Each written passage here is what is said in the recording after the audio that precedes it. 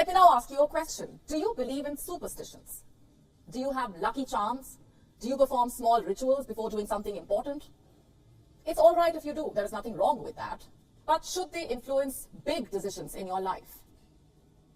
What if these superstitions were involved in political decisions? Decisions of leaders and lawmakers, the decisions that affect you and me. The South Korean president is facing heat over something similar.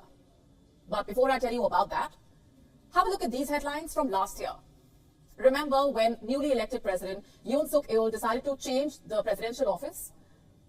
Yoon vowed not to step into the Blue House. Instead of moving into the beautiful building adorned with 150,000 handmade blue tiles, Yoon decided to relocate the presidential office to an underdeveloped neighborhood. The office was moved from northern Seoul to a defense ministry complex in Yongsan district. And the move came as a shock to South Koreans. It was estimated to cost $40 million of taxpayers' money. Now, why did Yoon do that? This is where the theories of superstitions come in. Some lawmakers and journalists are claiming that the move was provoked by a shaman. A self-proclaimed prophet has made some serious allegations. Let's put a face to it. His name is Cheong-gong. He says he acted like an undeclared personal advisor to Yoon.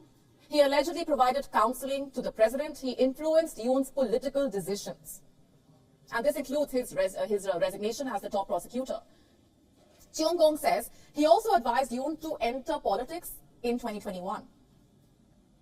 Now, the South Korean president has denied all these allegations. His office has filed defamation against 7 people who claimed the soothsayer's involvement. The former defense ministry spokesman, Bo Seung-chan, being one of them. In his memoir, he claimed that a fortune teller accompanied the president's top security chief while viewing a property for Yoon. He allegedly also visited the army headquarters office at the defense ministry. A little feng shui is understandable, but can a country's president really rely on a fortune teller's advice? Should he allow him to assess properties, to move political offices? Especially when it involves taxpayers' money. This is, by the way, not the first time President Yoon is facing these questions. They were evident during his election campaign as well.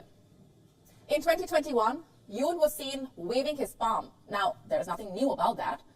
But let's just zoom in a little bit.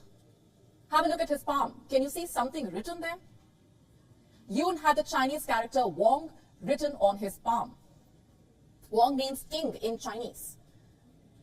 You see, this sort of inscription is usually advised by shamans. The separation of church and the state was a major milestone of modernity.